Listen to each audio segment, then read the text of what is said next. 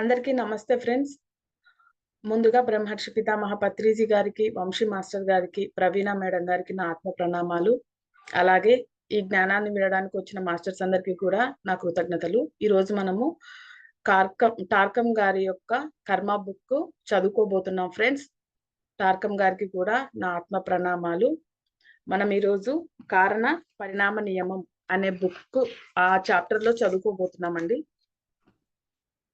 నిన్నటి రోజు మనం 3 ఆభరణాల గురించి తెలుసుకున్నాము. ఈ రోజు ఆ ఆభరణాలలో 2వ ఆభరణం గురించి తెలుసుకోబోతున్నాం. 2వ ఆభరణం మన ప్రాణమయ శరీరపు స్థితి. మన ప్రాణమయ శరీరం లేదా ఉద్వేగ స్థాయిలు అన్ని మన ఉద్వేగ ప్రతిస్పందనల ఊహలు.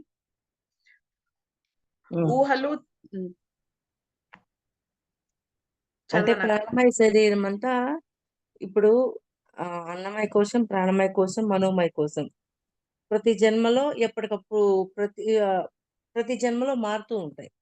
మిగిలినవన్నీ ఒకటే ఉంటాయి. ఈ 3 మారుతూ ఉంటాయి అన్నమాట.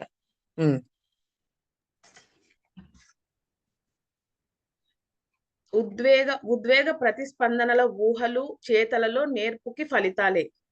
వాటి నుంచి మన ప్రాణమయ శరీరపు ప్రతిస్పందనల ఫలితమే కాని ఇతరులకు మన పట్ల ఉన్న అభిప్రాయాల ఫలితం కాదు.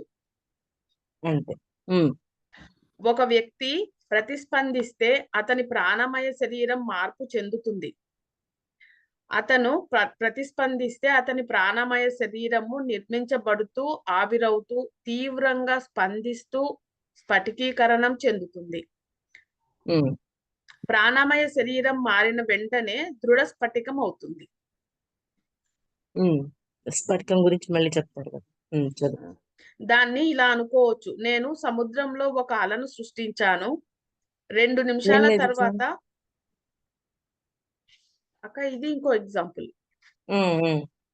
నేను సముద్రంలో ఒక అలను సృష్టించాను. 2 నిమిషాల తర్వాత అది గట్టి పడింది, స్ఫటికీకరణం చెందింది. ఇదిగో ఈ విధంగా మనం ప్రతిస్పందిస్తూ మనల్ని మనం చంపుకుంటాము. ఈ విషయాల గురించి టిబెట్ గురువు మనం భేదభావం చూపకుండా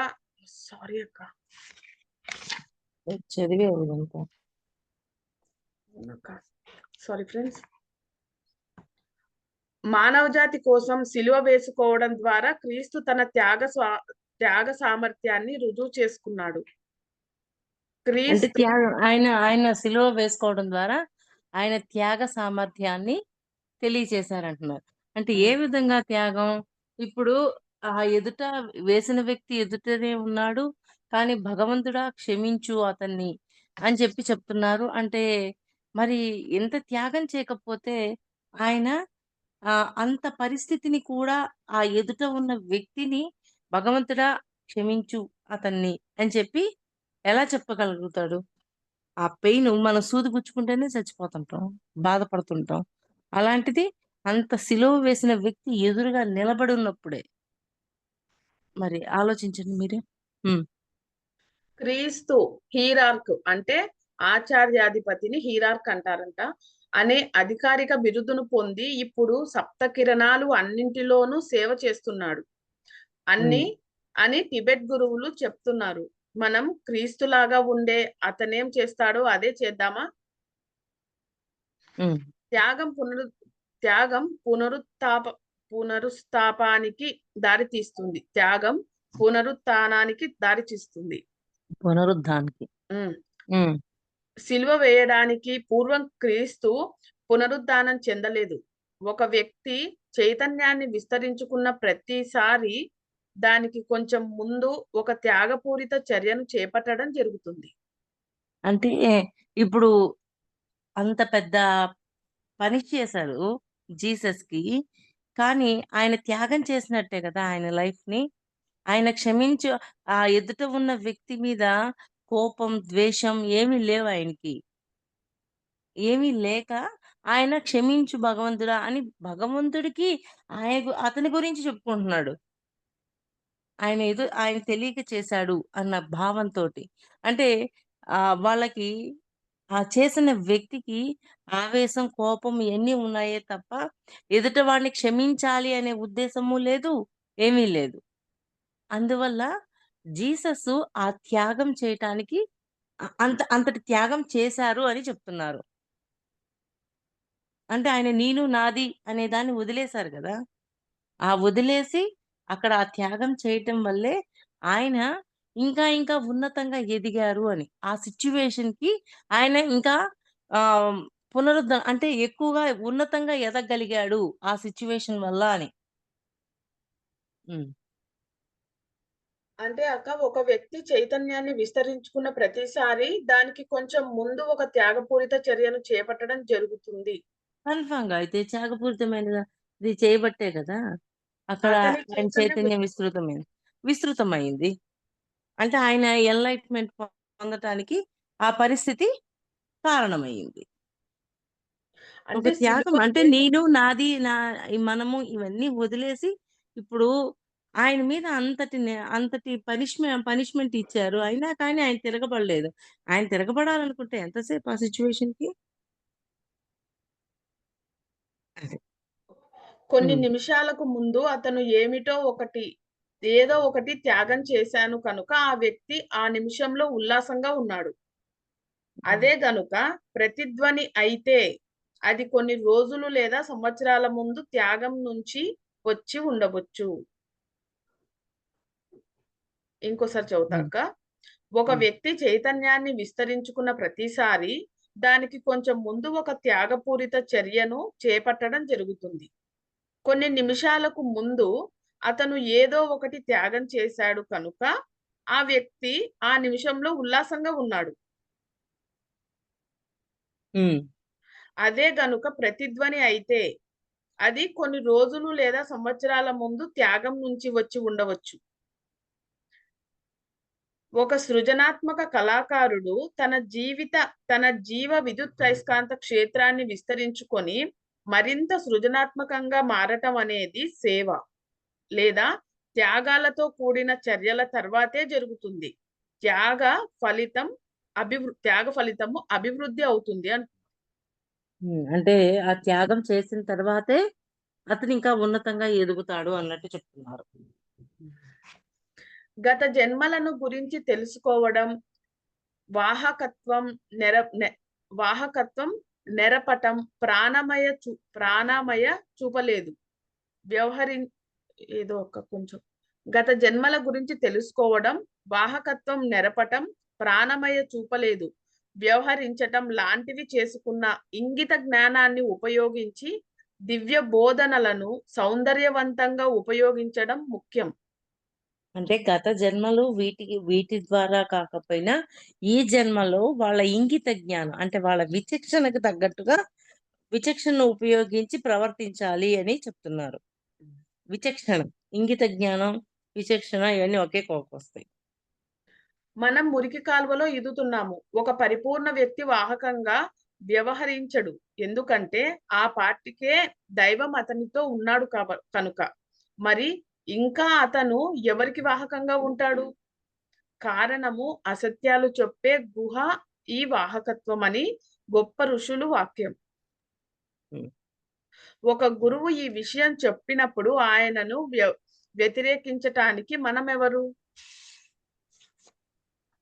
ప్రస్తుత సేవా క్షేత్రం గతంలో త్యాగ ఫలితం. మీ క్షేత్రం పెరుగుతున్న కొద్దీ మీరు ఎక్కువ మందికి సేవ చేస్తారు. అది స్వీయాధికారం. అంటే మీ త్యాగ ఫలితం వల్లే మీరు సేవలోకి దిగగలుగుతారని చెప్తున్నారు. అంటే ఇప్పుడు మనకి ఎంతో నచ్చిన వస్తువులు కానీ, ఏవైనా ఉన్నాయి, ఏదైనా సరే పక్కనోడిని ఇవ్వాలి అంటే అది మనం వదులుకుంటేనే కదా పక్కనోడికి ఇవ్వగలము.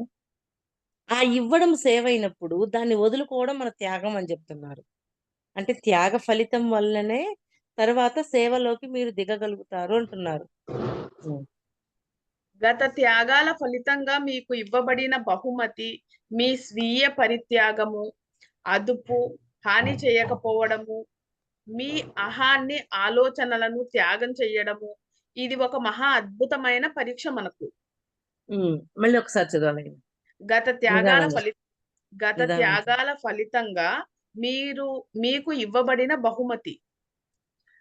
మీ స్వీయ పరిత్యాగము, హ్మ్. అదుపు. స్వీయ పరిత్యాగము అంటే ఆ నేను నాదిని వదిలి మనం ముందుకు వెళ్ళగలగటం. అంటే ఎక్కడ పట్టుకోవాలో అక్కడే పట్టుకోవాలి. ఆ వదులుతూ వెళ్తూ ఉన్నప్పుడే ఆ పరిత్యాగం అనేది వస్తుంది. హ్మ్. అదుపు, హాని చేయకపోవడం, మీ హ్మ్. అహాన్ని, ఆలోచనలను త్యాగం చెయ్యడం.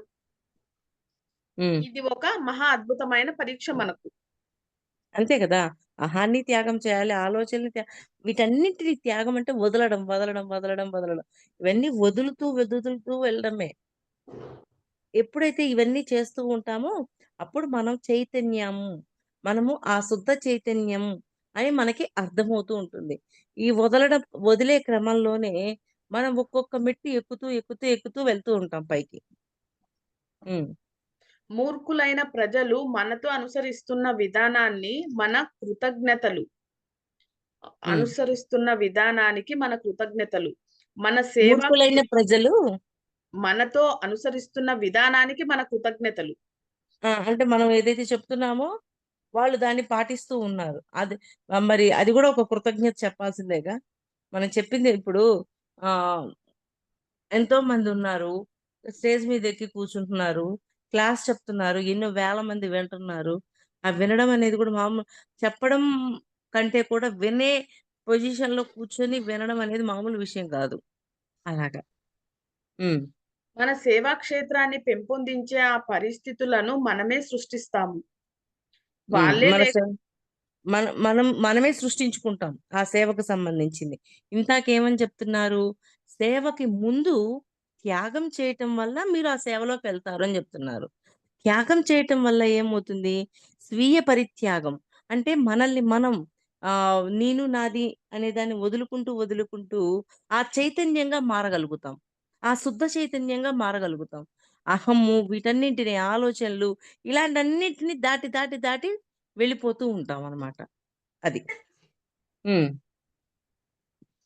మన సేవా క్షేత్రాన్ని పెంపొందించే ఆ పరిస్థితులను మనమే సృష్టిస్తాము. వాళ్ళే హ్మ్. లేకపోతే మనకు త్యాగమే లేదు. అంతే. హ్మ్. ఒక మనిషి మిమ్మల్ని ఇబ్బందికి గురి చేశాడు కనుక మీరు మనోవికారాలను అదుపులో ఉంచుకోవటం నేర్చుకుంటారు.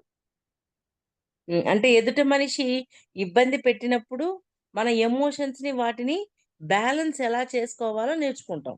హ్మ్. ఇవి మీకు మీరు శిక్షణ ఇచ్చుకోవడానికి గొప్ప అవకాశాలు. మనం అన్నాం కదా! విమర్శించేవాడు, తిట్టేవాడు ఆ! ఇలాంటి వాళ్ళందరూ లేకపోతే అసలు మనం ఎలా ఎదుగుతాము? అలాంటోడు ఉన్నప్పుడే కదా! మనం ఎమోషన్‌ని బ్యాలెన్స్ చేయాలి. మనం ఎలాగ నిశ్చలంగా ఉండగలగాలి. మనం ఎలా స్థితప్రజ్ఞతో ఉండాలి. ఇవన్నీ నేర్చుకోగలుగుతాం. వాడే లేనప్పుడు మనమేం నేర్చుకుంటాం? మనమేం నేర్చుకోం గదా! అవునక్క. ఇప్పుడు అంటే ఇబ్బంది ఆహ్, పెట్టేవాళ్ళు ఉంటేనే మేలు. ఇప్పుడు ఆహ్, ఎవరు? సార్ రాసారు. ఒకతను హిమాలయాల్లోకెళ్ళి సాధన చేసి, నేనన్నీ సాధించేశాను. అరిషట్ వర్గాలన్నిటిని దాటేశాను. నాకేమీ కాదు అని చెప్పి అక్కడ సాధన చేసుకున్నాడు. కొండ మీద, కొండ కింద వాళ్ళు ఆయన్ని తిరణాలకి పిలుస్తారు. ఇన్వైట్ చేస్తారు. హ్మ్. ఆయనొస్తాడు. పూజ అన్నీ జేస్తాడు. బయటికి రాగానే ఒక చిన్న పిల్లవాడు కాలు పొరపాటున తొక్కుతాడు.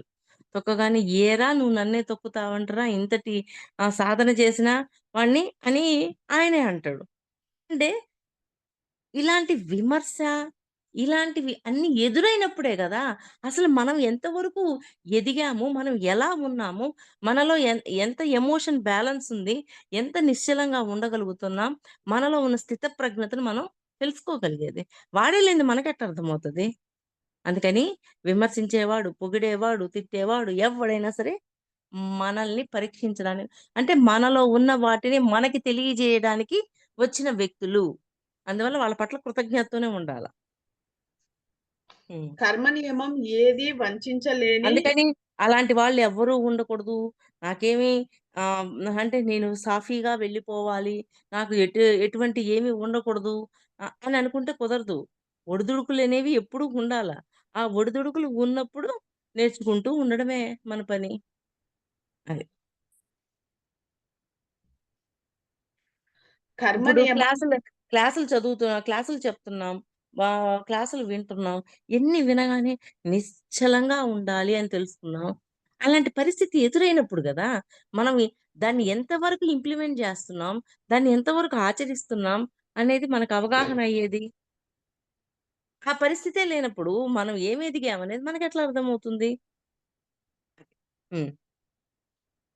కర్మ నియమం ఏది వంచించలేని న్యాయ నియమం. సరి అయినది సరి అయినదే. సరికానిది సరికానిదే. ఒకవేళ మీరు చేస్తున్నది హాస్యంలా కనిపించినా అది త్యాగపూరితమైనదైతే అది త్యాగంగానే నమోదు చేయబడుతుంది. హుహు. హాస్యంగా ఉన్నా కానీ అది త్యాగపూరితమైనదైతే అది త్యాగంగానే చే నిర్ణయించబడతది. హ్మ్. నమోదు చేయబడుతుంది. హ్మ్. అదే నమోదు చేయబడతది. హ్మ్. హ్మ్. ఉల్లాసం అనేది తయారు చేయబడేదో, లేదో భావమో కాదు. అది చైతన్యం ఉనికిల అంతఃస్థాయి. అంటే లోపల ఉండేది అంతఃస్థాయి. ఏదో అనుకుంటే వచ్చేది కాదు. అది సహజంగా మన లోపల లయమైపోయి ఉంటుంది. ఆ ఉల్లాసం అనేది ఆహ్, ఎప్పుడు ఉన్నప్పుడు మనం ఎప్పుడు యాక్టివ్‌గా ఉంటాం. బయటకేదో ప్రదర్శించాలి అంటే ప్రదర్శించేది కాదది. అది సహజంగా మన లోపల ఉంటుందనమాట. ఆ కోణం చెప్తున్నారా? నేను బయటకు ఏడుస్తూ ఉండవచ్చు కానీ, నా చైతన్యపు అంతఃస్థితి అద్భుతానందం. ఆనందం ఒక భావ శక్తి. కరనో, బాహ్య రూపమో లేదా ఫలితమో కాదు.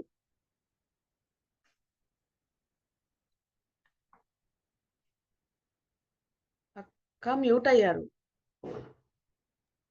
మళ్ళీ చదువమ్మా. నేను బయట ఏడుస్తూ ఉండవచ్చు కానీ, నా చైతన్యపు అంతఃస్థితి అద్భుతానందం. హ్మ్. ఆనందం ఒక భావశక్తి. హ్మ్. అంటే కర్ బయట ఉన్నదాన్ని పట్టుకొని వీళ్ళు ఇట్లాంటి వాళ్ళని డిసైడ్ చేయొద్దు. బయటకు ఒకాళ బాధపడుతూ ఉన్న వాళ్ళ చైతన్యం మాత్రం అద్భుతానందంలో ఉంది. ఎంతో ఉన్నతంగా ఉంది. అందుకని ఎవ్వరిని ఏ విధంగాను మనం డిసైడ్ చేయలేము. వీళ్ళిలా ఉన్నారు, వీళ్ళిలా అంటున్నారు అని మనం ఎవరం చెప్పడానికి వీల్లేదు అని చెప్తున్నారు. ఆనందము ఒక భావ వ్యక్తీకరణ కాదు. భావ వ్యక్తీకరణో, బాహ్య రూపమో లేదా ఫలితమో కాదు. అది చైతన్యపు స్థాయి, ఉనికి స్థాయి. హ్మ్. ఆనందము అనేది బయటకు వ్యక్తమయ్యేది ఇలాంటిది కాదు. ఒక చైతన్యం. అది లోపల ఆ ఆనందం ఉన్నప్పుడు సృష్టిలో ప్రతి దాన్ని యాక్సెప్ట్ చేయగలుగుతుంటాము. ఎవరిని చూసినా సరే వాడు నేను వేరు కాదు అన్న ఏకత్వంలో ఉండగలుగుతుంటాము. అక్కడ పరిస్థితిని కూడా ఆహ్, ఎమ్మో! ఇట్లాంటి పరిస్థితులు నాకు రాకూడదు. ఇలా ఉండకూడదు. అలా ఉండకూడదు అని ఆంక్షలుండవు. క్రీస్తు తన శిష్యులతో మీకు నేను నా ఆనందాన్ని ఇస్తున్నాను అని తాను సిలువ వేయడానికి ముందు అన్నాడు. కనిపిస్తున్న దానిని చూసి మీ విశ్వాసం కోల్పోవద్దు అని చెప్పాడు. మళ్ళీ చదవమ్మా లైను. క్రీస్తు తన శిష్యులతో మీకు నేను నా ఆనందాన్ని ఇస్తున్నాను అని తాను సిలువ వేయడానికి ముందన్నాడు. హ్మ్. కనిపిస్తున్న దానిని చూచి మీరు విశ్వాసం కోల్పోవద్దు అని చెప్పాడు. అంటే బయట జరుగుతున్న ఈ పరిస్థితిని చూసి విశ్వాసం కోల్పోమాకండి. ఏంటి ఆ ఆనందం అంటే అది లోపల అంతరంగంలో ఉండేది. బయటికి కనిపించేది కాదు. అలాగా ఆయన శిష్యులకి ముందే గైడెన్స్ ఇచ్చేసారాయన. ఐదవ ఆభరణం. మీరు ఏమవ్వాలనుకుంటున్నారో అదే మీరు. మీరు ఏమిటి అన్నది మీరు ఎలా ఉండాలనుకుంటున్నారో అది తెలిసి గాని, తెలియక గాని మిమ్మల్ని మీరు ఎదుర్కొంటూ మీరేమిటో చూడండి. ఐదవ ఆభరణం. మీరు ఏమవ్వాలనుకుంటున్నారో అదే మీరు. అక్క మ్యూట్ అయ్యారు.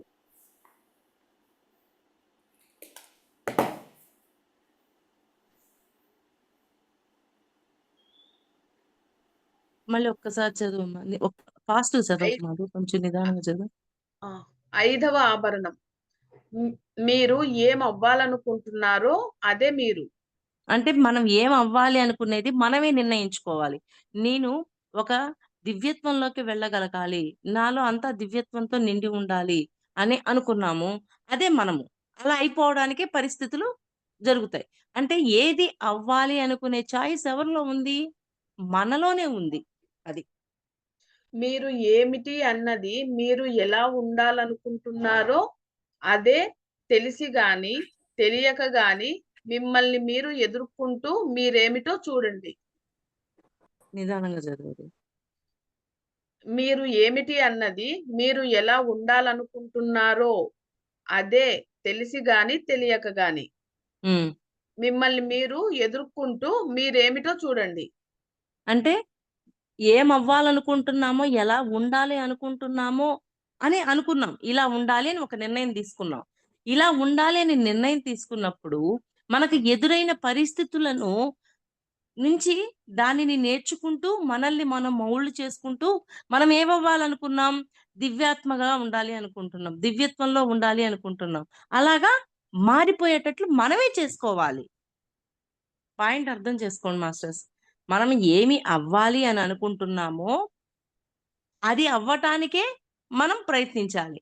మన చుట్టూ ఉన్న పరిస్థితుల నుంచి కూడా అది అవ్వడానికే మనం రెడీగా ఉండాలి. ఇప్పుడు ఏమని చెప్పాము?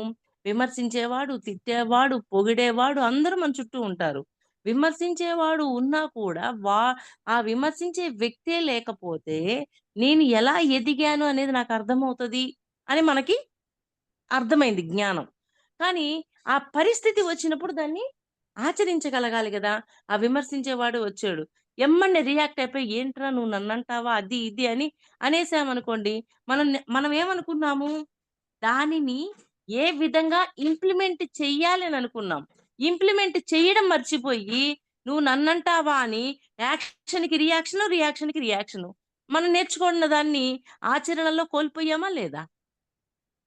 అలాగా మనం ఎప్పుడైతే అటువంటి వ్యక్తి వచ్చినప్పుడు, విమర్శిస్తున్నప్పుడు, నేను దానికి ఎంతవరకు రియాక్ట్ అవుతున్నాను లోపల? నేను ఎంతవరకు ఎమోషన్ అవుతున్నాను? ఈ ఎమోషన్‌ని నేను ఎంతవరకు బ్యాలెన్స్ చేయగలుగుతున్నాను? అనేది మనకి మనమే గమనించుకోవాలి. అంటే ఆ విమర్శించే వ్యక్తే లేకపోతే మనకు తెలుస్తదా మనమేంటో? ఏది అవ్వాలనుకుంటున్నామో అదే మనం. అది అవ్వడం కోసమే చుట్టూ పరిస్థితులు. హ్మ్. చెప్పు. తర్వాత మనం మన కర్మను పెంపొందించుకుంటున్న విధానం. మనం హ్మ్. మన కర్మను పెంచుకుంటూ, పెంపొందించుకుంటున్న విధానం. మీరు మీ భౌతిక, అనుభూతిక, మానసిక ప్రేరణతో బలవంతంగా వాటి ఆజ్ఞలను అమలు చేస్తుంటే కర్మ పెంచబడి ఇబ్బందులు వస్తాయి. మళ్ళీ చదువు. మీరు మీ భౌతిక, అనుభూతిక, మానసిక ప్రేరణలతో బలవంతంగా వాటి ఆజ్ఞలను అమలు చేస్తుంటే కర్మ పెంచబడి ఇబ్బందులు వస్తాయి. అంటే బలవంతంగా చెయ్యొద్దు అని చెప్తున్నారు. కానీ కింద ఎగ్జాంపుల్ ఏమిచ్చారు చూద్దాం. దీనికి దీనికి ఐహిక శరీరానికి విధేయతగా ఉండటం అని న్యూ టెస్ట్మెంట్ లో న్యూ టెస్ట్మెంట్ లో చెప్పారు. దీనికి ఐహిక శరీరానికి విధేయతగా ఉండడం అని న్యూ టెస్ట్మెంట్ లో చెప్పారు. మీరు ఈ ప్రేరణ బలవంతాన్ని అనుసరిస్తే క్రమంగా మీరు వలలో చిక్కుకోబడతారు. అంటే ఎక్కడ బలవంతంగా చెయ్యొద్దు. అంటే ఇప్పుడు చక్రాస్ యాక్టివేట్ చేయాలి. యాక్టివేట్ చేయాలంటే బలవంతంగా ఏం చేస్తున్నాం? నా మూలాధార చక్రం యాక్టివేట్ అవ్వాలి, యాక్టివేట్ అవ్వాలి అని ఒక బలవంతంగా చేస్తున్నాం. కానీ అవి సహజంగా జ్ఞానాన్ని పొందుతూ సహజంగా జరిగినప్పుడు వాటి విలువ మనకు అర్థమవుతది. ఎప్పుడైతే బలవంతంగా అవన్నీ అయిపోవాలి అని అనుకున్నామనుకోండి, అప్పుడు ఏమవుతున్నాయి? చాలా ఎదుర్కోవాల్సిన పరిస్థితులు వస్తూ ఉంటాయి. అది. అందుకని వాటిని సహజంగా జరగాలి అని చెప్తున్నారు. బలవంతంగా చేయకూడదు. వేటిని కూడా బలవంత పెట్టవద్దు. ఎప్పుడైతే మన జ్ఞాన పరిధి పెంచుకుంటూ ఉంటామో, ఆటోమేటిక్‌గా ఒక్కొక్క చక్రాన్ని దాటి వెళ్తూ ఉంటాం. జ్ఞాన పరిధి పెంచుతూ ఉన్నాం. సహజంగా చక్రాలు యాక్టివేట్ అవుతూ ఉంటాయి. అలాగే దేన్ని బలవంతంగా చెయ్యొద్దు అని చెప్తున్నారు. హ్మ్. మీరు మీ ప్రేరణలను బలవంతాన ఇతరుల వలలో వేయడం కోసం వాడితే మీరు ఒక వల లోపల ఇంకో వలను సృష్టిస్తున్నారు. అంటే మనం వాళ్ళ మీద రుద్దాము. రుద్దినప్పుడు ఆల్రెడీ ఒక వల ఉంది. మళ్ళీ ఇంకొక వల కూడా తయారై మీరు దాంట్లో ఇంకా ఇరుక్కుపోతారు. ఇంకా లోతుల్లోకి ఇరుక్కుపోతారు అని చెప్తున్నారు. మనం గాని అసహ్యపడే మనం గాని అసహ్యపడే వ్యసనాలకు లోనైతే మనం చాలా క్లిష్టమైన కర్మను సృష్టించుకుంటాము. అంటే ఇప్పుడు మాదక ద్రవ్యాలు, మందు తాగటం ఇవన్నీ ఇట్లాంటి వాటికి వ్యసనంగా తయారయింది అంటే కొత్త కొత్త కర్మలన్నీ సృష్టించుకుంటామా? సృష్టించుకోమా? మళ్ళా హింసా ప్రవృత్తి పెరుగుతూ ఉంటది. తాగినప్పుడు వాడికి ఒళ్ళు తెలీదు. మాదక ద్రవ్యాలు తీసుకున్నప్పుడు ఒళ్ళు తెలీదు. ఎదుట వాడిని హింసించడం అనేది చేస్తారా? చేయరా? అందుకని ఆ పాయింట్ చెప్తున్నాను. మళ్ళీ చదవాలా? మనం గాని అసహ్యపడే వ్యసనాలకు లోనైతే మనం చాలా క్లిష్టమైన కర్మను సృష్టించుకుంటాము. క్లిష్టమైన కర్మ అంటే ఏంది హింసా ప్రవృత్తి పెరిగిపోయి దాని భూమి మీదకి గతం యొక్క దుష్కర్మలు క్లియర్ చేయడానికి వచ్చి అవి క్లియర్ చేయకపోగా కొత్త కర్మలో ఇరుక్కుంటాం. అయ్యే క్లిష్టమైన కర్మలు. ఆగామిగా ఇంకా కొత్త కర్మలు చేస్తూ ఉంటాం. మనం కానీ అపనిందలు వేసినా, అక్కసు పడినా, కాలక్షేపం కబుర్లు చెప్పినా, ద్రోహం చేసినా, ద్రోహం చేసిన భారీ ద్రోహం చేసిన భారీ సుంకం చెల్లించాల్సి ఉంటుంది. హ్మ్. భారీ. అలా క్రీస్తు చెప్పారు. ఆ పాయింట్ మళ్ళీ చదువు. మనం కానీ అపనిందలు వేసినా, అక్కసు పడినా, కాలక్షేపం కబుర్లు చెప్పినా, ద్రోహం హ్మ్. చేసినా భారీ సుంకం చెల్లించాల్సి ఉంటుందని క్రీస్తు చెప్పారు. ఆ! అంటే కాలక్షేపంగా కబుర్లు చెప్తుంటారు. వాడట్టాంటోడు, అబ్బే నేను జోక్‌గా మాట్లాడానండి. అదేమీ లేదు అని మాట్లాడాల్సింది మాట్లాడి ఏమంటున్నాం జోక్‌గా మాట్లాడామంటారు. అంటే అలాగా కాలక్షేపానికి ఏది పడితే అది ఎదుటివాడి మీద నిందించటం ఇవన్నీ చెయ్యకూడదు అని చెప్తున్నారు.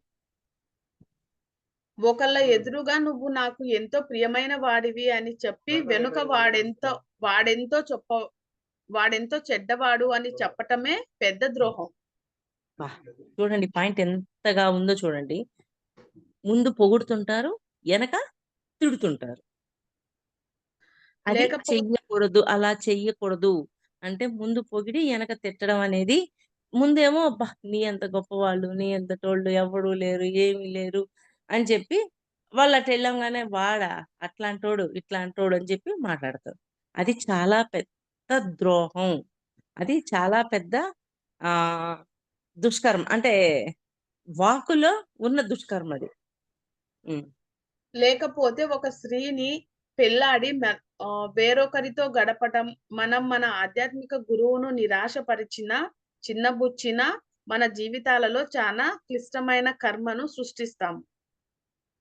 మళ్ళీ చెప్పమ్మా?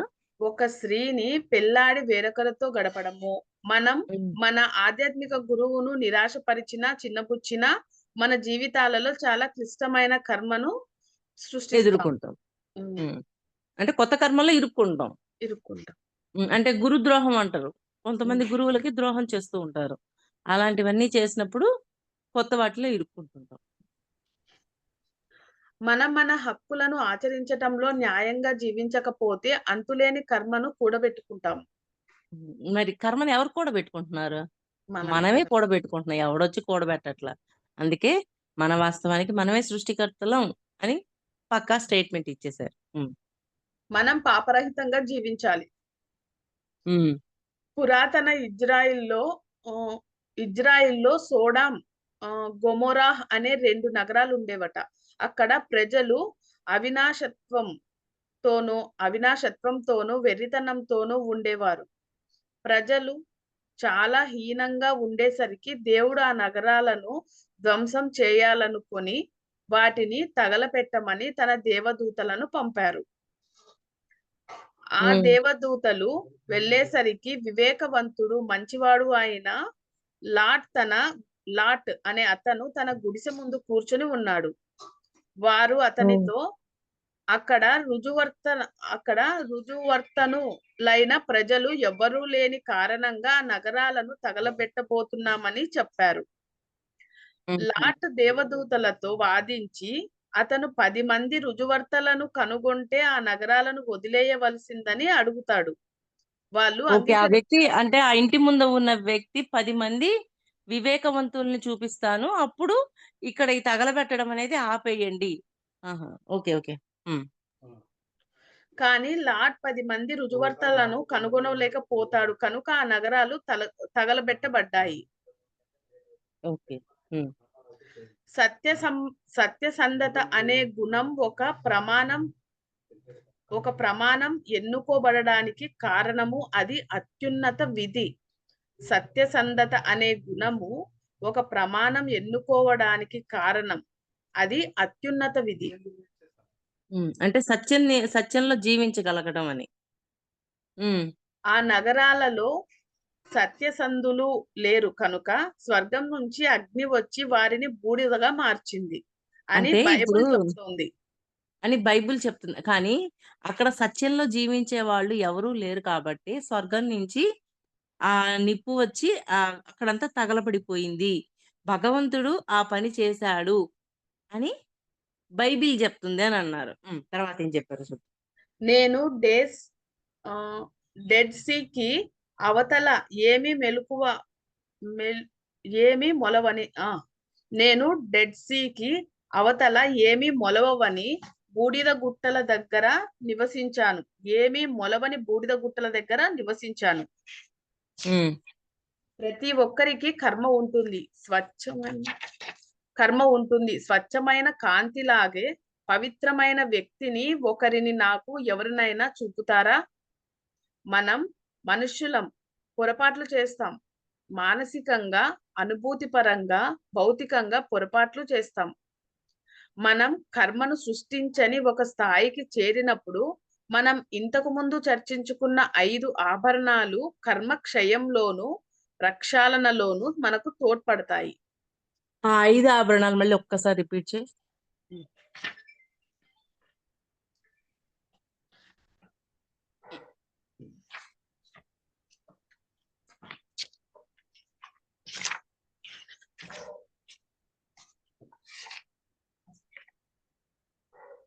మొదటి ఆభరణము మన శరీర స్థితి.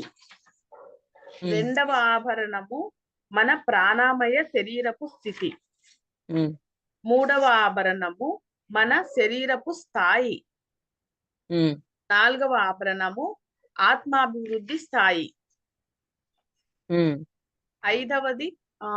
ఐదవ ఆభరణం అంటూ ఏమి లేదక మీరు ఏం అవ్వాలనుకుంటున్నారో అదే మీరు అక్క. ఐదవ ఆభరణం.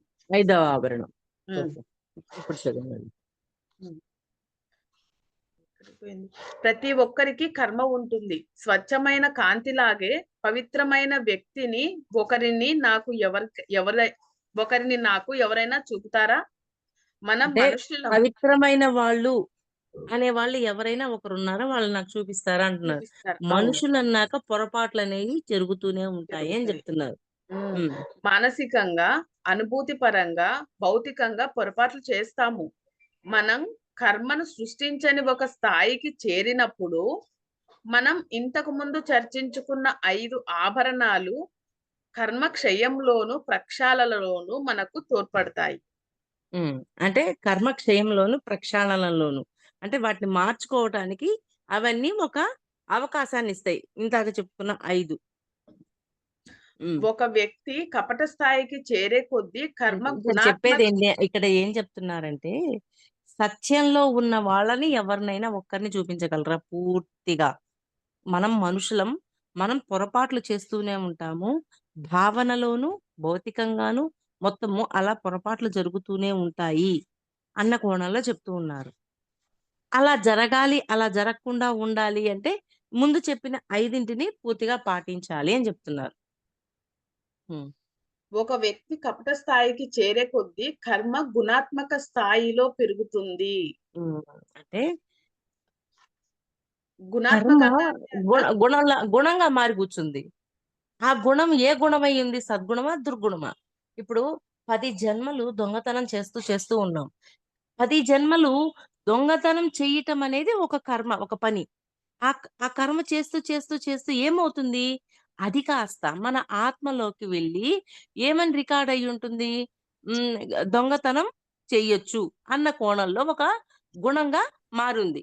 కానీ ఎప్పుడైతే ఎదుటవాడిని ఇబ్బంది పెట్టకూడదు, ఎదుటవాడిని బాధ పెట్టకూడదు అని తెలుసుకుంటామో అప్పుడు ఈ దొంగతనం చేయకూడదు అనే కర్మని మానేస్తామో అప్పుడు గుణం కూడా మార్చుకోగలుగుతాము. అంటే మనం చేస్తున్న ఈ కర్మ గుణంగా మారుతుంది అంటున్నారు. ఈ పాయింట్ బాగా అర్థం చేసుకోండి. గుణాత్మకంగా అంటే ఇప్పుడు ప్రతి జన్మలో ఇప్పుడు ఈ జన్మ తీసుకున్నాం. ఈ జన్మలో మనం కొన్ని కర్మలు చేస్తూ కొంత జ్ఞానాన్ని పొందాం. ఆ జ్ఞానాన్ని ఎక్కడ ఉంచుతున్నాము? మన ఆత్మలో నిక్షిప్తం చేస్తున్నాము. ఆ నిక్షిప్తమైన ఆ జ్ఞానం గుణంగా ఉండిపోతుంది. అంటే ఏంటి? 10 జన్మలు దొంగతనం చేయటం, 10 జన్మలు ఎదుటివాడిని చంపటం, ఇవన్నీ చేసి చేసి ఏమవుతుంది? ఆ గుణము అనేది అక్కడ ఆత్మలో ఉండిపోయి ఉంటుంది. ఎప్పుడైతే ఎదుటివాడిని ఇబ్బంది పెట్టకూడదు, బాధ పెట్టకూడదు అని తెలుసుకుంటామో, అప్పుడు ఓహో! నేను ఇలా ఇబ్బంది పెట్టి, బాధ పెట్టి ఎదుటవాడిని ఒక పెయిన్‌కి తీసుకెళ్ళాను అని అర్థమవుతుందో, అప్పుడు అది దుర్గుణము అని గుర్తించగలుగుతాం. అప్పటిదాకా అది దుర్గుణము అని తెలీదు. సద్గుణమా అనేది తెలీదు. ఒక గుణంగా ఉంచిపెట్టుంటాం. అది. హ్మ్. ఒక వ్యక్తి కపట స్థాయికి చేరే కొద్దీ కర్మ గుణాత్మక స్థాయిలో పెరుగుతూ ఉంటుంది. అతను అంతే. హ్మ్. భౌతికంగా పొరపాట్లు చేస్తే అతని కర్మ 16 సార్లకు సమానమవుతుంది అని ఉజ్జ ఉజ్జాయింపుగా చెప్పవచ్చు. అంతే. హ్మ్. అదే ఉద్వేగపూరితమైన పొరపాట్లు చేస్తే అది 64 సార్లకు, అదే బుద్ధిపరమైన తప్పు చేస్తే 250 సార్లకు అనుకోవచ్చు. ఆ మళ్ళీ చదువు పొరపాటే అది ఎన్ని సార్లు లెక్క చెప్పు? గుణాత్మకంగా అంటే ఒక హ్మ్. వ్యక్తి కపట స్థాయికి చేరే కొద్దీ కర్మ గుణాత్మక స్థాయి అంటే డబల్ డబల్ డబల్ హ్మ్. గుణాత్మక స్థాయిలో పెరుగుతుంది. హ్మ్. అతను భౌతికంగా పొరపాటు చేస్తే అతని కర్మ 16 సార్లు అంటే, సమానమవుతుందటక్క. అంటే ఆ పొరపాటు 16 సార్లు చేసే వరకు ఏమి ఉండదు పనిష్మెంట్. 16 తర్వాత నుంచి మళ్ళీ పనిష్మెంట్ స్టార్ట్ అవుతది అన్న కోణంలో చెప్తున్నారు. ఇది నాకు పూర్తిగా తెలీదు. నేను ఇప్పుడే వింటున్నాను. ఆ! ఇంకోసారి చదువుతా అక్క. ఒక హ్మ్. వ్యక్తి కపట స్థాయికి చేరే కొద్దీ కపట స్థాయికి అంటే చెడ్డ పనులంటారా అక్క? హ్మ్. ఒక వ్యక్తి కపట స్థాయికి చేరే కొద్దీ వాడు చేసిన కర్మ గుణాత్మక స్థాయిలో పెరుగుతుంది. గుణాత్మక స్థాయి మీన్స్ ఇంటూలో పెరుగుతుంది. 2 సార్లు చేస్తే 4, 6 సార్లు చేస్తే 12, 12 సార్లు చేస్తే 24 అలా హ్మ్. గుణాత్మక స్థాయిలో తన కర్మ పెరుగుతూ ఉంటుంది. అంటే అతను భౌతికంగా పొరపాట్లు చేస్తే అతని కర్మ 16 సార్లు సమానమవుతుంది. అంటే ఒకసారి చేసిన పొరపాటు 16 సార్లకి సమానమవుతుంది. ఆ! సమానమవుతుంది. ఆ! అని ఉజ్జాయింపుగా చెప్పుకోవచ్చు. ఓకే. అదే ఆ! హ్మ్. ఉద్వేగపూరితమైన పొరపాటు చేస్తే అది 64 సార్లకు సమానమవుతుంది. 64 డబల్లు అవుతాయంటక్క ఉద్వేగపూరితంగా హ్మ్. చేస్తే. హ్మ్. అదే బుద్ధిపరమైన తప్పు చేస్తే 250 సార్లు అలా డబల్ డబల్ డబల్ అవుతాయంట. ఒక తప్పుకు 250 అట్లా. హుహు. అంటే ఆ పొరపాటే ఆయన మనసు నేను ఒక్కసారి చేస్తే 100 సార్లు చెప్పినట్టు, ఆ! ఇక్కడ అదే అక్క. ఒక్కసారి చేసిన పొరపాటు 60 సార్లకు లెక్కవుతుంది. అది గూడా ఆహ్, భౌతిక పరంగా ఒక రకంగా, ఉద్వేగ ఆ! పరంగా ఒక రకంగా, బుద్ధిపరమైన తప్పు చేస్తే బుద్ధిపరంగా ఒక ఇంకా ఆ! బుద్ధిపరమైన తప్పు చేసినప్పుడు 200 ఒక తప్పు బుద్ధిపరంగా చేస్తే 200 డబల్ అయితుంది. 400 అదే. అవుతుందంటక్క. ఆ హ్మ్. పొరపాటే మనసుకి సంబంధించినదైతే అది 1024గా మారుతుంది. మనసు పరంగా చేస్తే హుహు. 1024 సార్లు తప్పులు చేసినట్ల లెక్కవుతుందంటక్క. వామ్మో! ఇంకా చదువు ఇంకా ఏమిస్తాడు వివరణ ఇలా చూద్దాం. ప్రతి స్థాయిలోనూ 4కి 4 మళ్ళీ 4కి మళ్ళీ 4 రెట్లుగా గుణాత్మకమవుతుంది. మల్టిప్లై అవుతుంది.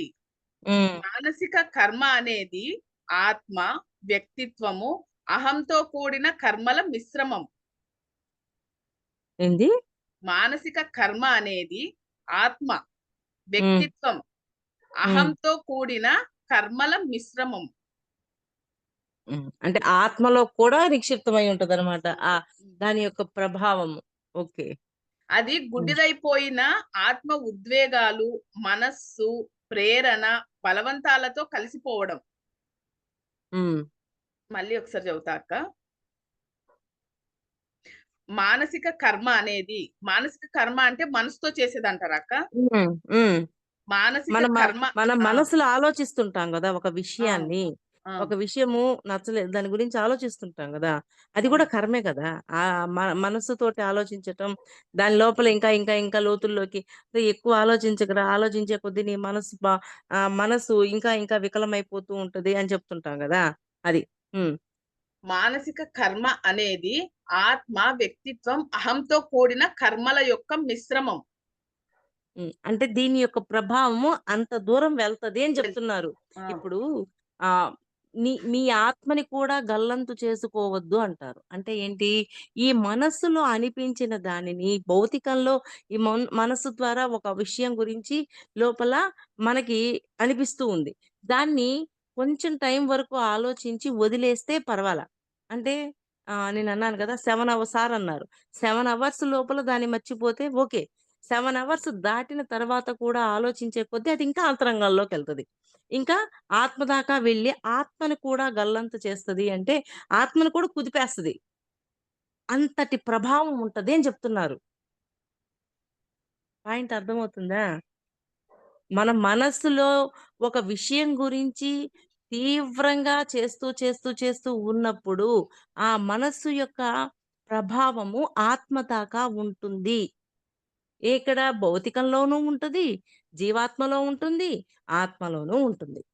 అంటే ఎంత డేంజరో ఆలోచించండి ఒక్క నిమిషం. ఏ విషయాన్నైనా 7 అవర్స్ లోపు మర్చిపోమనేది అందుకే. 7 అవర్స్ లోపు మర్చిపోలేదు. అది అంతరంగంలోకెళ్ళింది. చనిపోయే వరకు చూస్తున్నారు. దీని ఎమోషన్ తగ్గుద్దా? ఎదుటి వాడిని అంగీకరిస్తదా? అంగీకరించదా? అని చూస్తారు. మర్చిపోలేదు. వాడి మీద ఆ ద్వేషం పెరిగిపోతానే ఉంది. పోతానే ఉంది. తీరా ఫైనల్‌గా చనిపోయిన తర్వాత అది కర్మ చిట్టాలోకెళ్తది. నెక్స్ట్ జన్మలో వాడిని మళ్ళీ తీసుకొచ్చుకుంటాం. అది. హ్మ్. అంటే అలాంటివి భయాలు, అలాంటివి కూడా వాళ్ళలో అలానే బ్లాక్ అయి ఉంటుందంటారా అక్క? మరో జన్ అవును. బ్లాకులు క్లియర్ చేసుకోవడానికి గూడా భూమి మీదకొస్తున్నాం గదా! అవును. హ్మ్. హ్మ్. ఒక్కోసారి మనం వ్యక్తులతో కానీ, కుటుంబంతో కానీ గాఢమైన బంధాలలో ఇరుక్కుంటాం. హ్మ్. అటువంటి సందర్భాలలో మనం అనుసరించటానికి 2 మార్గాలున్నాయి. మొదటిది దివ్యత్వంలో అభేదంగా ఉండడం. అంటే 2 మార్గాలు ఏ మార్గం ఎంచుకుంటామనేది మన చేతుల్లో ఉంది. అది ముందు లైన్ ఒక్కసారి మళ్ళీ చదువు. ఒక్కోసారి మనం వ్యక్తులతో కానీ, కుటుంబంతో కానీ గాఢమైన బంధాలలో ఇరుక్కుని ఉంటాం. హ్మ్. అటువంటి సందర్భాలలో మనం అనుసరించటానికి 2 మార్గాలున్నాయి. మొదటి హ్మ్. మార్గము దివ్యత్వంతో అభేదంగా ఉండడం. హ్మ్. రెండవది వదిలి వెళ్ళిపోవడం. అంటే అక్కడే ఉంటూ ఇప్పుడు ఫ్యామిలీతో అటాచ్‌మెంట్ ఉన్నాము. అహా! అటాచ్‌మెంట్‌లో డిటాచ్‌మెంట్ అంటారు. మీరు అదేనేమోనక్క. ఆ! దగ్గరగా ఉన్నా అంత అటాచ్‌మెంట్‌లో ఉండొద్దంటారు గదా! అహా! ఉంటాము. కానీ అంతరంగంలో ఏమి ఉండదు.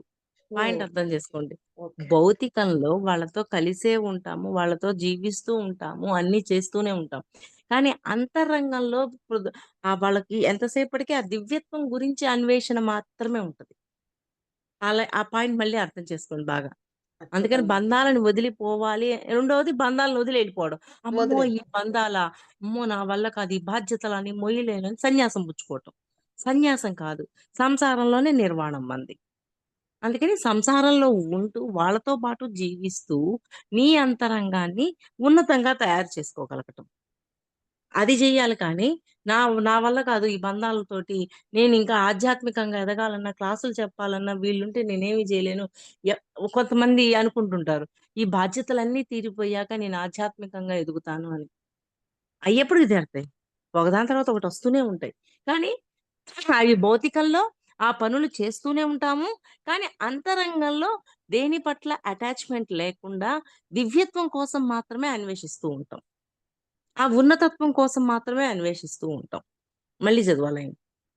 ఒక ఒక్కోసారి మనం వ్యక్తులతో కానీ, కుటుంబంతో కానీ గాఢమైన బంధాలలో ఇరుక్కుని ఉంటాము. హ్మ్. అటువంటి సందర్భాలలో మనం అనుసరించటానికి 2 మార్గాలున్నాయి.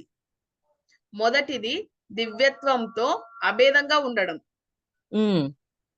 దివ్యత్వంతో రెండవది ఉంటాము. అభేదంగా అంటే వాళ్ళ వాళ్ళ పట్ల భేదభావం ఉండదు. అర్రే! వీడు ఈ జన్మలో ఈ అనుభవం నేర్చుకోవడానికొచ్చాడా? ఓకే. నేను ఈ అనుభవం నేర్చుకోగలడానికి వచ్చానా? వాళ్ళ ఆత్మ ఈ ప్రణాళికతో నా భర్తని పంపించింది, నా బిడ్డల్ని పంపించింది, నా అత్తమామల్ని పంపించింది. ఓకే. వాళ్ళ ప్రణాళికలు వాళ్ళు పూర్తి చేసుకుంటారు. నా ప్రణాళికలు నేను పూర్తి చేసుకుంటాను అని భేదం లేకుండా అభేదంతో ఉంటాం. ఈక్వాలిటీలో ఏకత్వంతో ఉంటూ వాళ్ళ వాళ్ళ ప్రయాణానికి అడ్డు కాకుండా, మన ప్రయాణానికి అడ్డు రాకుండా చూసుకుంటాం. రెండవది వదిలి వెళ్ళిపోవడం. వదిలి అమ్మో! నేను ఈ బంధాలు ఇవన్నీ ఏమి వద్దు. ఇవన్నీ లేకుండా నేను ఉండగలగాలి అని సన్యాసం పుచ్చుకుంటాం. ఏది తీసుకుంటున్నాం? సంసారంలో నిర్వాణం అనేది అద్భుతమైన మెట్టు. ఎందుకని సంసారంలో నిర్వాణం? మనము ఒకవేళ ఒక శైశవాత్మలో ఉన్న వాళ్ళనే తెచ్చుకున్నాం. ఆ శైశవాత్మని ఎలా డీల్ చేయాలో తెలుసుకుంటాం. అలాగా ఇక్కడే నేర్పించే వాళ్ళున్నారు. ఇప్పుడు బుద్ధుడు ఎక్కడికో వెళ్లారు. కానీ యశోధర తన ఇంట్లో ఉంటూ, తన చుట్టూ ఉన్న వాళ్ళ నుంచి వాళ్ళ బాధలు వింటూ ఆమె ఎంత ఎదిగింది. అలాగా. హ్మ్. చెప్పు. ఈ రెండో ఎంపిక ఈ రెండో ఎంపిక కఠినమైన చర్య అయినప్పటికీ ఒక్కోసారి మనం గనుక వెళ్ళకపోతే మనం ఏదో ఒక రకంగా కదిలించబడతాము. అర్థం కాలా నాకు అక్కడ పాయింట్ మళ్ళీ చెప్పు. మళ్ళీ చెబుతున్నా. ఒక్కోసారి మనం వ్యక్తులతో గాని, కుటుంబాలతో గాని గాఢమైన బంధాలతో ఇరుక్కొని ఉంటాము. అటువంటి సందర్భాలలో మనం అనుసరించడానికి 2 మార్గాలున్నాయి. మొదటిది దివ్యత్వంతో అభేదంగా ఉండటము, రెండవది వెళ్ళిపోవడం. ఇక్కడ ఈ రెండో ఎంపికలో వెళ్ళిపోవడము అనే ఎంపికలో కఠినమైన చర్య అయినప్పటికీ ఒక్కోసారి మనం గనుక వెళ్ళకపోతే మనం ఏదో రకంగా వెళ్ళబడతాము, కదిలించబడతాము అంటున్నారక్క. అంటే ఆ ఎంపికతోటే నేర్చుకోవాలని వచ్చినోడు తప్పకుండా కదిలించబడతాడు. అంటే అలాగా బయటికి వెళ్లి నేర్చుకోవాలనే కోణంతో ఎంపికతో వచ్చిన వాడు ఒకవేళ అక్కడే ఉండాలి అని అనుకున్నా కుదరదు. వాడు ఆ ఎంపికతోటి అక్కడ ఏం నేర్చుకోవాలో అని చెప్పి ఉన్నాడు కాబట్టి అతను బయటికే వెళ్తాడు. కదిలించబడతాడు అతను. అంటే అది కూడా ప్రణాళిక ప్రకారమే ఉంటుందా అక్క? అవునైతే అక్కడి బయటికెళ్ళి అన్ని తెలుసుకొని అన్ని నేర్చుకోవాలి అనేది ఆయన ప్రణాళిక. అలాగే ప్రణాళిక ప్రకారం వెళ్తారు. ఆ రెండింటిలో ఎంచుకోవలసి వస్తే నేను దివ్యత్వంతో అభేదంగా ఉండడాన్ని ఎంచుకుంటాను అంటున్నారు ఈయన. చూడు అంటే మన ఫ్యామిలీ మెంబర్స్ తోటి దివ్యత్వంతో ఉంటే అభేదం లేకుండా, అంటే నువ్వు నేను వేరు కాదు, మనమందరం భూమి మీదకి ఒక ప్రణాళికతో వచ్చాము, అందరము దివ్యత్వంలోకి వెళ్ళటానికి, దైవాలుగా మారటానికి, ఎన్నో ఎన్నో నేర్చుకోవడం కోసం వచ్చాము అన్న అవగాహన ఉన్నప్పుడు ఇక్కడ ఉండి కూడా నేర్చుకుంటాడు. సంసారంలో నిర్వాణం అంతే. అవతల వారు స్వర్గానికే పోని నరకానికే ఫ్యామిలీ మెంబర్స్ ని వీళ్ళేంది ఇలా ఉన్నారు, వీళ్ళు అలా ఉన్నారు అనేది వదిలేసి వాళ్ళు ఎప్పుడు మారాలో మారుతారు. మనం మారుతూ ఉండడం మన పని. వాళ్ళకి మధ్య మధ్యలో గైడెన్స్ ఇస్తూ ఉండడం అంతే. అవతల వాళ్ళు స్వర్గానికే పోని నరకానికే పోని నేను దివ్యత్వంలో అభేదాన్ని అభివృద్ధిని చేసుకుంటాను. అది ఎందుకని దివ్యత్వంలోనే ఇక్కడ వీళ్ళని వదిలిపెట్టేసేసి ఎవరినో చూడడము అంటే ఇక్కడ వాళ్ళని అంగీకరించగలుగుతాము, ఇంట్లో వాళ్ళని అంగీకరించగలుగుతాము. ఇక్కడ పాయింట్ అర్థం చేసుకోండి. దివ్యత్వంలోనే ఉంటూ అభేదంతో ఉండే వాళ్ళు సంసారంలో ఉన్న వాళ్ళని అంగీకరించగలుగుతారు, బయట వాడిని అంగీకరించగలుగుతారు. బయటికి ఎప్పుడు కదిలి వెళ్ళాలి అనుకుంటారో అప్పుడు బయట వాళ్ళనే అంగీకరించగలుగుతారు, ఇంట్లో వాళ్ళని అంగీకరించక బయటికి వెళ్ళిపోయినట్టు. వీళ్ళు ఎవరినైనా అంగీకరించగలుగుతారు. అందుకనే ఆయన నేను ఇదే కోరుకుంటానని చెప్తున్నారు. నేను దివ్యత్వంతో అభేదాన్ని అభివృద్ధి చేసుకుంటాను. ఎందుకంటే దివ్యత్వంతో అభేదాన్ని నేర్చుకొని ఆచరించడం, సహాయం చేయటానికి అతను మాత్రమే సరి అయిన వ్యక్తి.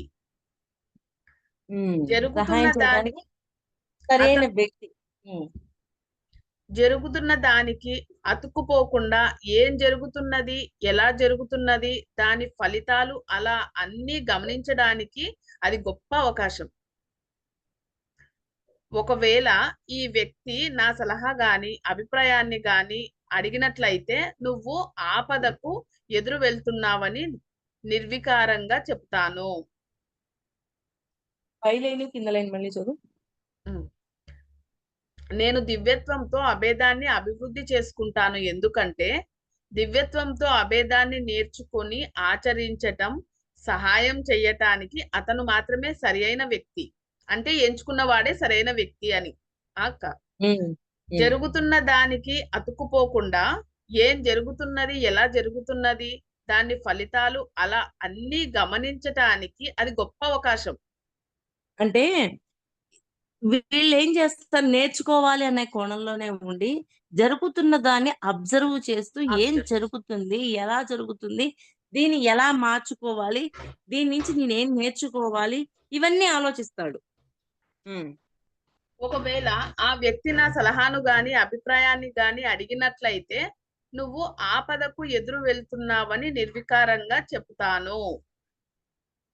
ఆపదకు ఎదురెళ్తున్నావు. ఉమ్, ఆధ్యాత్మిక జీవితం క్రమంగా నేర్చుకోవలసినది, క్లిష్టమైన సన్నివేశాల నుండి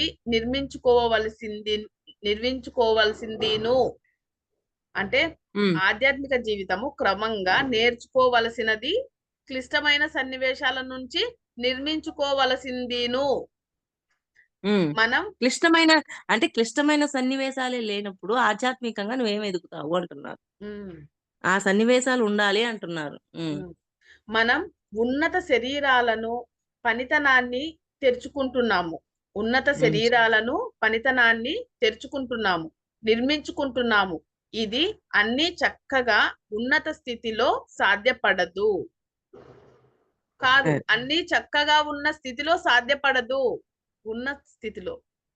మళ్ళీ ఉమ్, చదువుతా ప్లీజ్, సారీ. ఆధ్యాత్మిక జీవితం క్రమంగా నేర్చుకోవలసినది, క్లిష్టమైన సన్నివేశాలు నుంచి నేర్చుకోవలసిందిను అంటున్నాడు. మరి మనం క్లిష్టమైన సన్నివేశాల నుంచే కదా నేర్చుకోవాల్సింది. ఆ ఉమ్, ఆ మనం ఉన్నత శరీరాలను పనితనాన్ని తెరుచుకుంటున్నాము, నిర్మించుకుంటున్నాము. ఇది ఉమ్. అన్ని చక్కగా ఉన్న స్థితిలోనే సాధ్యపడదు. అంటే మీరు ఉన్నతంగా ఎదగాలి అంటే చుట్టూ ఉన్న పరిస్థితులు చక్కగా పువ్వమ్మ పువ్వమ్మ అన్నట్టుంటే మీరేం ఎదుగుతారు. అలా కాకుండా క్లిష్టమైన పరిస్థితులు ఉన్నప్పుడే మీరు ఎదుగుతారు. ఒక మేడం ఉన్నారు. ఆ మేడము ఏమనిందంటే నా గ్రూప్ రన్ అవ్వాలి, నేను చక్కగా ఎదగాలి, అసలు ఏ ఒడిదుడుకులు ఉండకూడదు అని చెప్పారు. తనకి కలలో తన వాళ్ళ అమ్మ ఒక ఎడ్ల బండి ఎక్కిపోతూ ఉన్నారు. ఎడ్ల బండిలో ఇంకొంతమంది ఉన్నారు. ఎడ్ల బండి నడిపే వ్యక్తి అంటే వీళ్ళు పోవాల్సిన దూరం కొంచెం తక్కువే అన్నమాట. ఎడ్ల బండి నడిపే వ్యక్తి వీళ్ళ దగ్గరికొచ్చి ఎక్కువ అమౌంట్ అడుగుతాడు. నాకు ఇంత ఇవ్వాలా అని.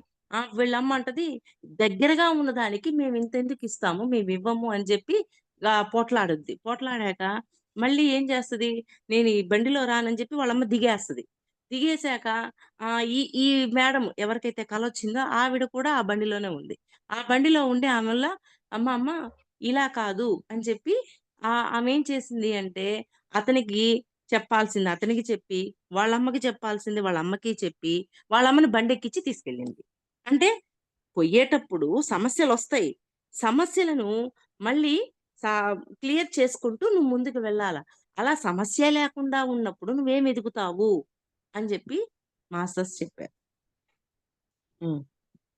ఉన్నత శరీరాలు పనితనాలు అభివృద్ధికి గొప్ప సందర్భాలు హ్మ్. దురదృష్టవశాత్తు వ్యతిరేకమైనవే. అంటే దురదృష్టవశాత్తు అంటే వాటిని సరిగా ఉపయోగించుకోకపోతే. ఎవరైనా 10 సంవత్సరాల క్రితం అనుభవించిన కష్టమైన సందర్భాన్ని గుర్తు చేసుకుంటే ఖచ్చితంగా ఆ సందర్భమే అతన్ని అభివృద్ధికి, ఎరుకలోకి రావటానికి, వికసించడానికి మూలమని చూడగలుగుతాడు. మళ్ళీ చదువు. ఎవరైనా 10 సంవత్సరాల క్రితం అనుభవించిన కష్టమైన సందర్భాన్ని గుర్తు చేసుకుంటే గనక హ్మ్.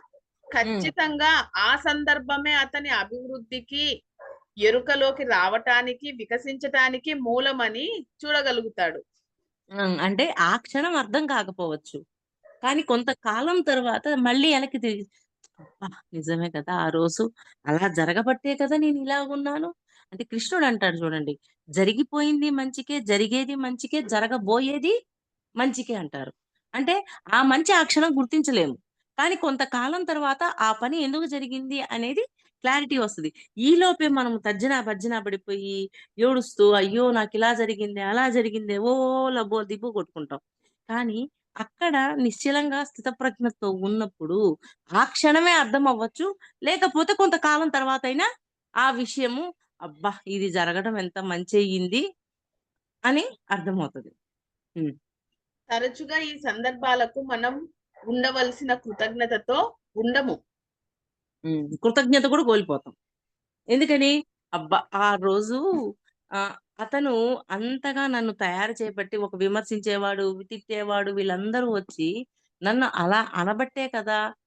నేను ఈరోజు భూమి మీద హ్యాపీగా జీవించగలుగుతున్నాను. విమర్శించేవాడొచ్చినా ఏళ్ళే అను అను నాకేం సంబంధం లేదు అని ఒక నిశ్చల స్థితిలో ఒక స్థితప్రజ్ఞతో ఉండగలుగుతున్నాను అని ఎప్పుడు ఎప్పుడనిపిస్తది? ఇం కొంతకాలం తరువాత ఇంకొక విమర్శించే వ్యక్తొచ్చినప్పుడు వాడే గాని లేకపోతే నేనిప్పుడు హ్యాపీగా ఉండగలగనా? అందుకని ప్రతి విషయము నేర్చుకునేటప్పుడు ఆ క్షణానికి అర్థం కాకపోవచ్చు. కాలంలో కొంత టైం తర్వాత ఆ పరిస్థితి ఎందుకొచ్చింది?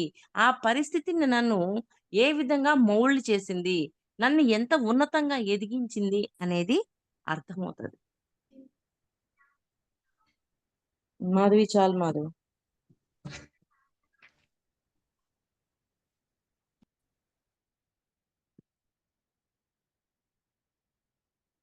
రికార్డింగ్